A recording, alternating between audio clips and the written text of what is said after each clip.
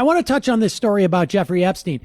I don't cover, as a rule, criminal cases, broadly speaking. When things get to court, from a public policy standpoint, more often than not, that's basically where I sort of say, okay, let the court proceedings happen. But this story about Jeffrey Epstein is fascinating and important for a multitude of reasons. The first is that this is a guy, a billionaire. People are very unclear on how he made his money, but we can return to that. This is a guy who was convicted, or at least I should say pled, to multiple counts of basically running a prostitution ring with underage girls in Florida. This was an investigation that was brought initially by the FBI and by the feds. In fact, the U.S. attorney at the time made the plea deal with him and according to reporting by the Miami Herald, called it an incredible sweetheart deal. This is a guy who was being investigated by the FBI for federal charges. He pled to this prostitution, a lesser offense, and got 13 months in a county jail where he was able to go out and work every day, go to work. He's a billionaire now, so it's not like he's, who knows what he's doing in his office. He had to register as a sex offender, but it also cleared all of his co-conspirators who never had to serve any jail time.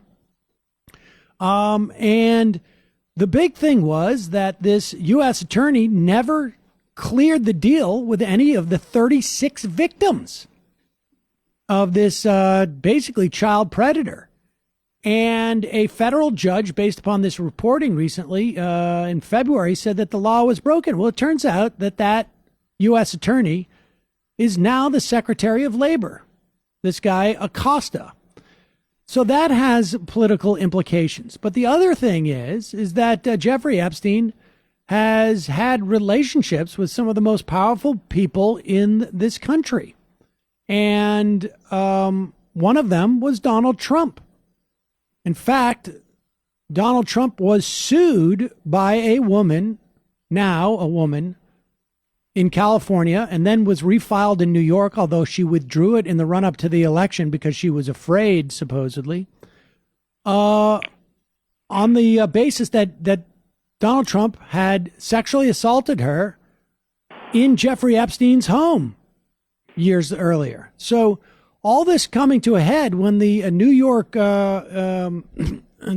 U.S. Attorney Office has indicted Jeffrey Epstein, and this thing could go in a myriad of places, couldn't it, Digby?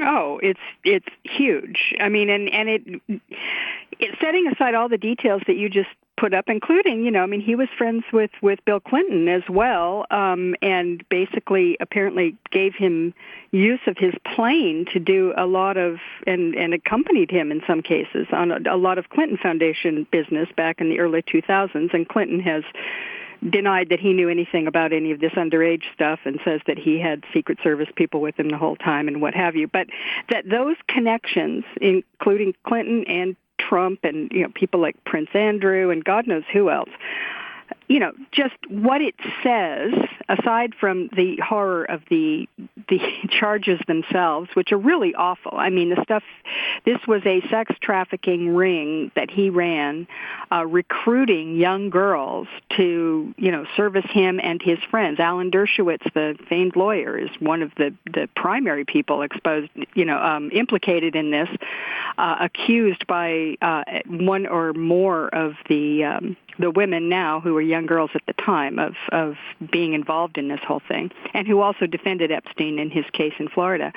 That what this says about our culture at large. I mean, this goes beyond the normal corruption. I mean, this is not something that you can sort of attribute to, well, all the big money guys, they kind of, they're kind of working together and there's corrupt dealings and what have you, all of which is awful. But this says is that you can literally do anything and that you can find protection. And it does seem as though Epstein was from the very beginning finding ways to protect himself by, cultivating these powerful people, and that plenty of these powerful people were willing to sort of lend their names to him, or at least be involved with him. I mean, Trump said back in 2002, when in a profile of Epstein, he said, "I've known Jeff for 15 years. Terrific guy. He's a lot of fun to be with. It's even said that he likes beautiful women as much as I do, and many of them are on the younger side." I mean, he knew, obviously. I mean, he clearly knew that Epstein had a thing about, beautiful women on the younger side, and he basically, and it's not like Epstein's troubles with the law were a secret. I mean, that came out in the mid-2000s and the late 2000s. He hired, Trump hired Acosta, and this came up in the confirmation hearings. Not that anybody did anything about it, but it came up in the confirmation hearings. And Trump knew about Epstein, and he knew that Acosta had been one of the assistant U.S. Had been the U.S. attorney for the Florida region, who actually let Epstein off the hook. So he knew all that. And what this says is just that at a certain level in this country, apparently you can get away with anything. I mean, I think isn't that the sort of pervading sense of what's happening in the Trump era?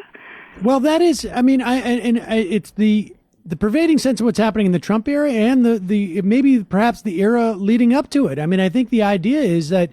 In this instance, it's pretty narrow, but broadly speaking, this notion of people who are so powerful that they can buy and, in many respects, live outside of the law is a serious problem that we have in society, and you can apply this dynamic not just in this sort of narrow instance, but broadly as well.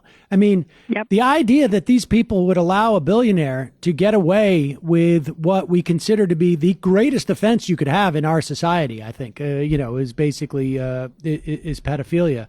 I mean, it gives you a sense of like, what wouldn't they let a billionaire get away with in our society? I mean, what would they stop them at? And I think it's very little, to be honest with you. All right, well, we got to take a break. We'll be back with more in the next hour from Digby. I'm Sam Seder. This is Ring of Fire Radio.